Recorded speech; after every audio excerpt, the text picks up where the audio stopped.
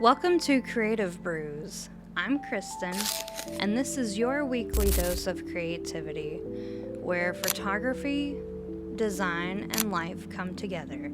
So, grab your favorite drink, and let's talk about what's brewing.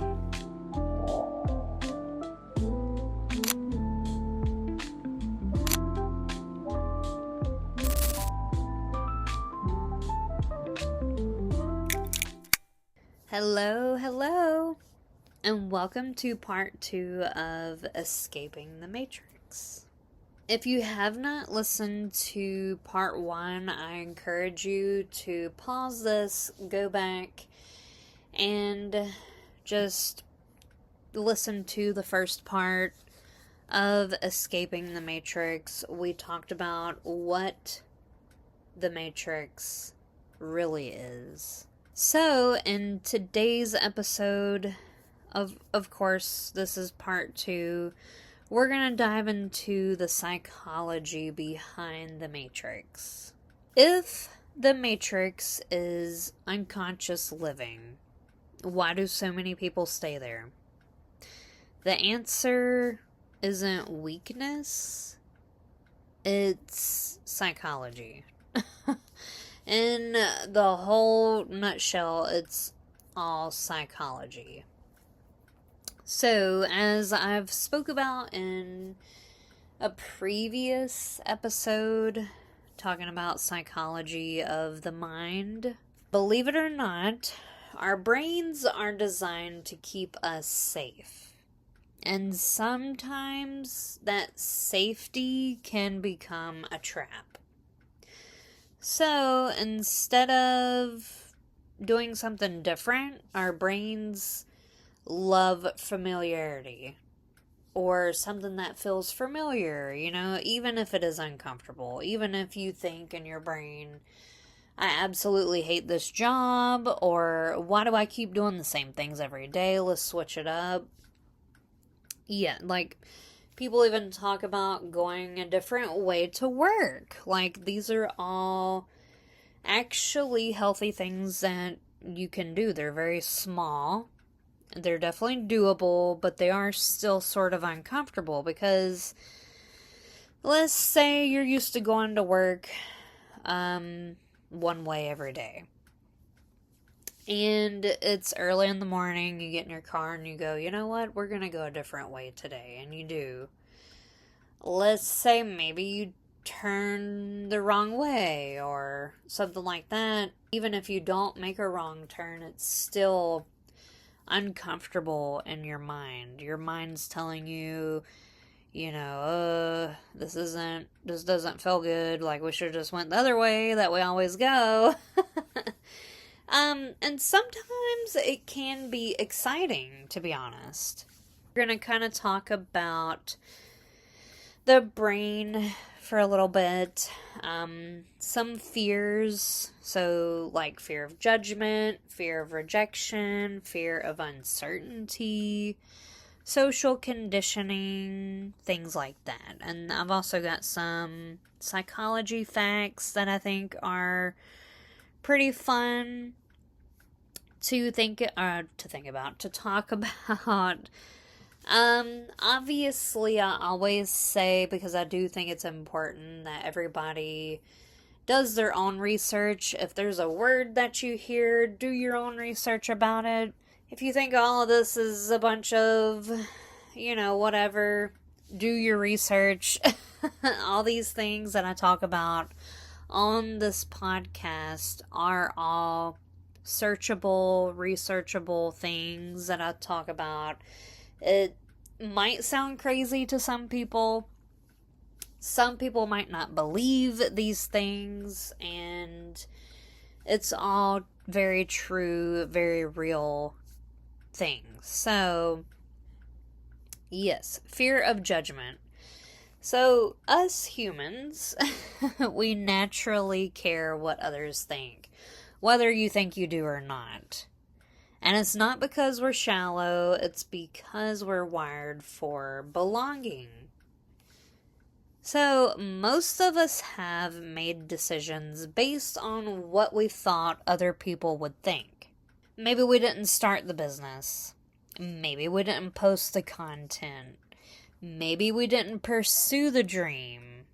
Or maybe you put your dream on the back burner because maybe your parents didn't approve, or your friend didn't approve, or whatever it is, right? Or maybe you second guessed yourself, so you talked yourself out of pursuing your dream, whatever your dream is. It could be anything. So, this fear of judgment keeps people living lives that look acceptable instead of the lives that that feel aligned. The fear of judgment keeps people small. It keeps you tiny. It shrinks down your dream. You had a big dream, and now the big dream is nowhere to be found, right? Fear of rejection. One of the deepest human fears is being rejected by the people around us. And that could be anybody, your coworkers, your teachers, your whatever. Every time you choose yourself, someone may not understand. And let me just tell you, you're going to have at least one person, whether it's a family member, a friend, a colleague, whatever they are to you, they're most likely not going to understand why, what you're doing. There's so many risks involved, and all this stuff. Every time you grow, some people may become uncomfortable, and escaping the matrix often means accepting that not everyone will come with you. This is one of the hardest things because it's so uncomfortable, and if you can make it through these fears within your brain, if you can rewire your brain to really see and feel what you're doing, and again, it might be a little exciting as well. I know it was for me. Yes, it was uncomfortable, but like I said, once you can get over the uncomfortable part of it, and once you can really sit with yourself and say, I know not everybody's going to approve. A lot of people are going to have some issues with it. They're not going to be as happy as you thought they would for you. I believe a big eye-opener is when the people that are closest to you, when you share this exciting information, like, maybe you're finally picking your big dream over, being on the hamster wheel and going to work every day.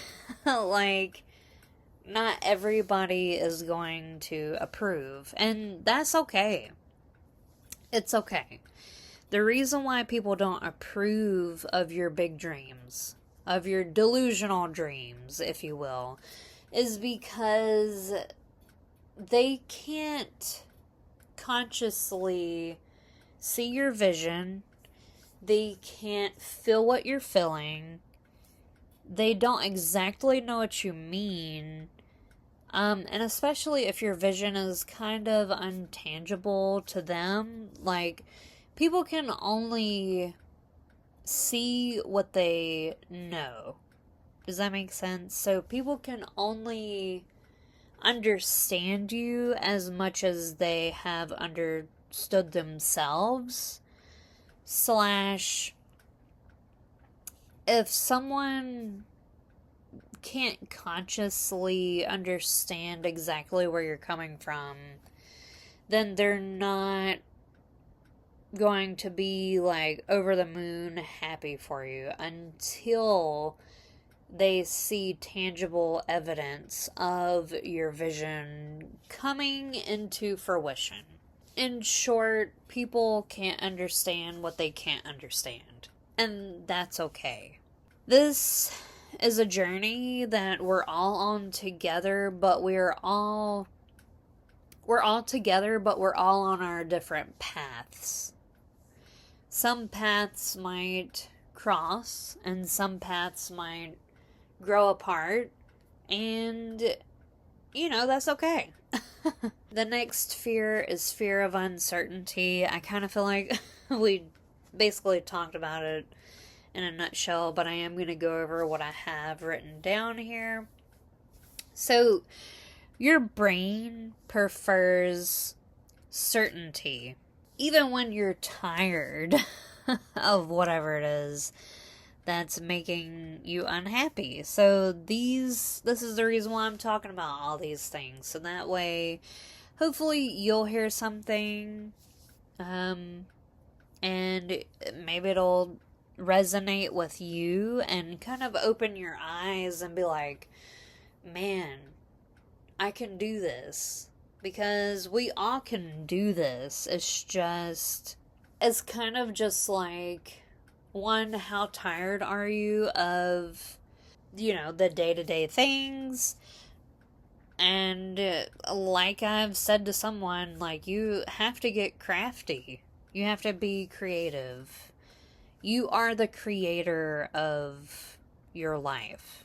And if you're unhappy, instead of being on autopilot with everyone else who's unhappy, and instead of, beating all the people down that are trying to escape the matrix, that are trying to uplift their life, kind of learn from, your friends, your family, or whoever it is that's escaping the matrix. You can learn a lot. And if you don't want to sit with someone and question, well, why are you doing this? Why, all this other stuff, then you can look it up. The internet is, it's a crazy place, but it's also an amazing place and a good tool to learn about everything that I'm talking about. And again, I'm going to apologize if I sound nasally. I'm trying to not talk through my nose.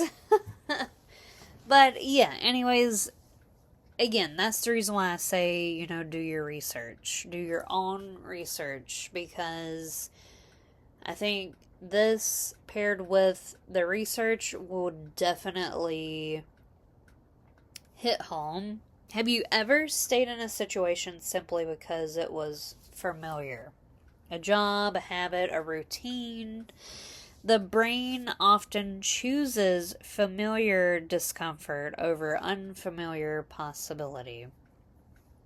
And I would say a tip, something that I do / did / still do, is that if you can make the uncomfortable or the unfamiliar feel to your nervous system exciting and new, like, we're going to try this out, it's so exciting.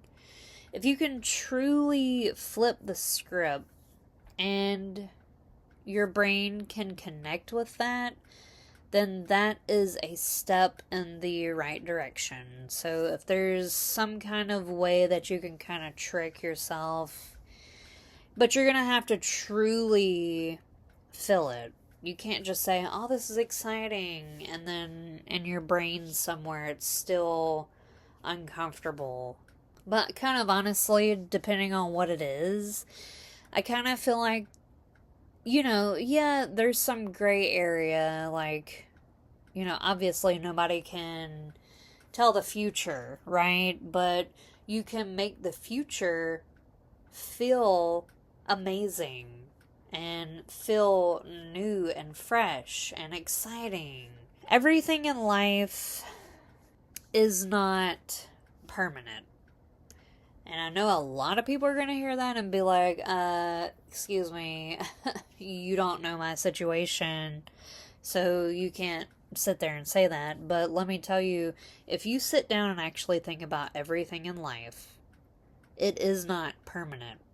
We associate the feeling of, well, this is permanent, or I'm stuck. We associate that with the feeling that you're stuck, that this is permanent. Okay, so we can't talk about psychology without this one, which is social conditioning.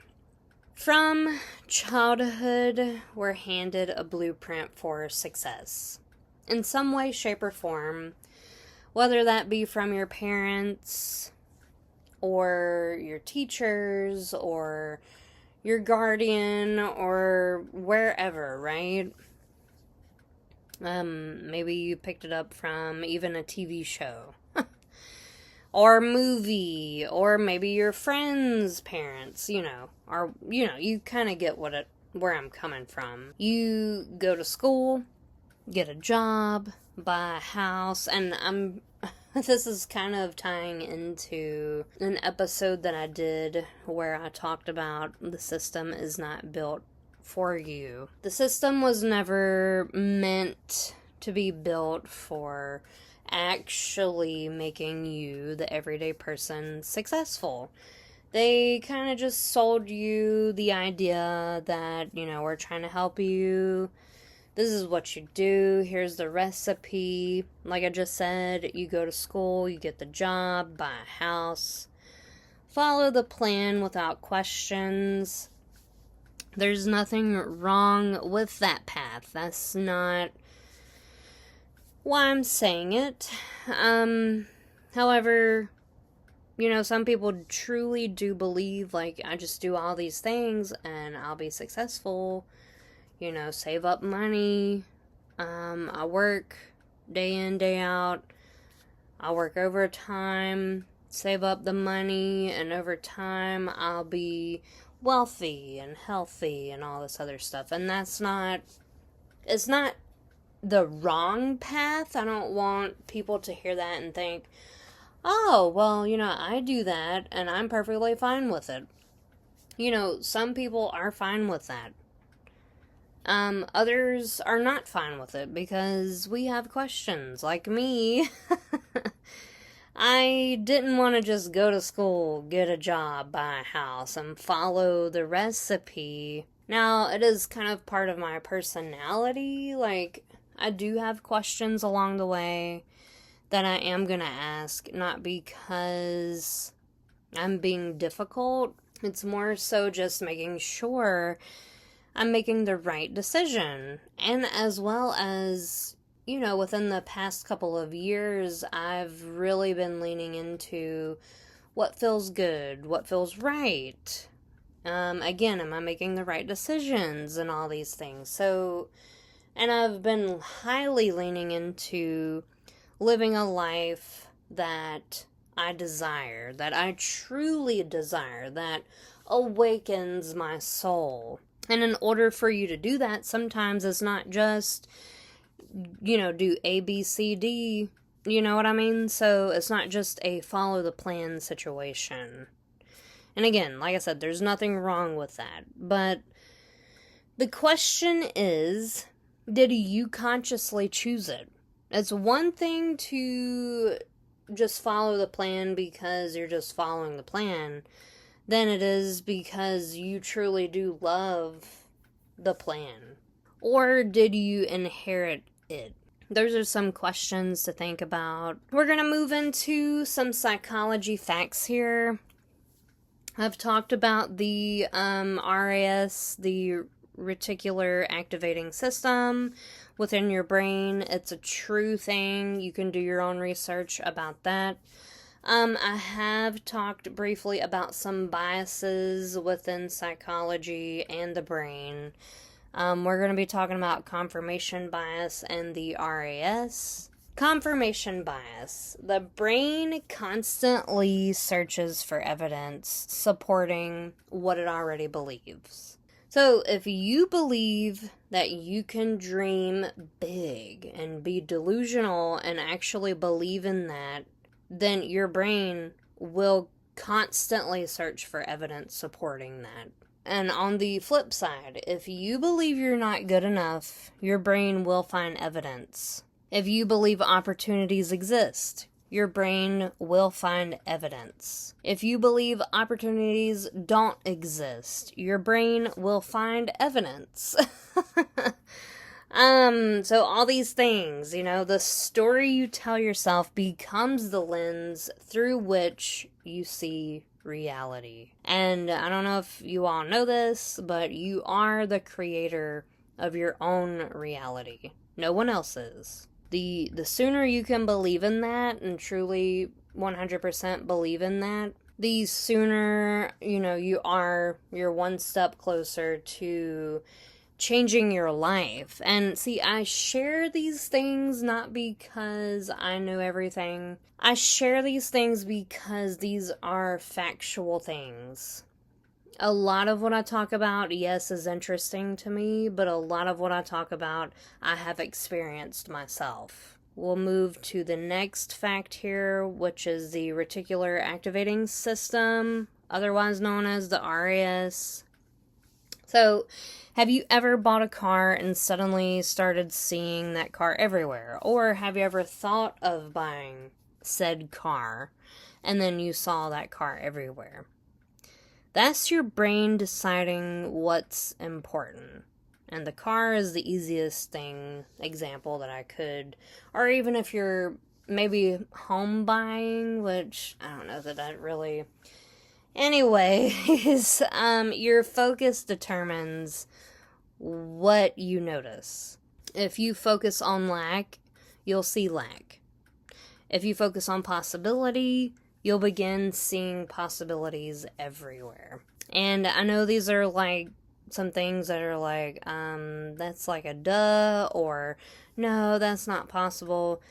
It is possible because our brains and our focus and all this other stuff, we focus on patterns. So again, if you thought about, oh, I really want X car, then you're probably going to start seeing that car everywhere. And you kind of sit and think, this is like the 5th time I've seen this car, and I never see this car. You know what I mean? So that's what I'm talking about here. So I'm going to close with this. I think this is a very powerful thing. I've heard a version of this be said somewhere. I can't remember the actual quote, so I'm just going to say my own little version of it. So I'm going to close with this. The cage often stays locked from the inside. Let that marinate, let that sit with you for a little bit.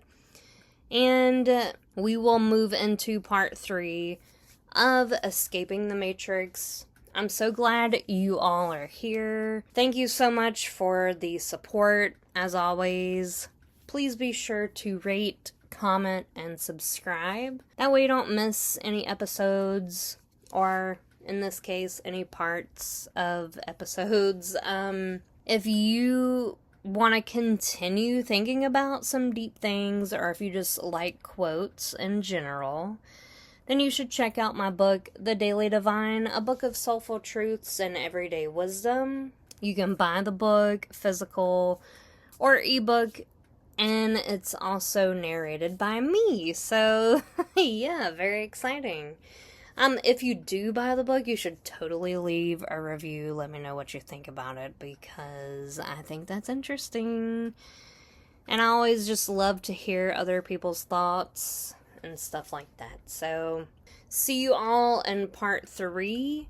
Again, I hope you all are enjoying, and have a good week. Bye.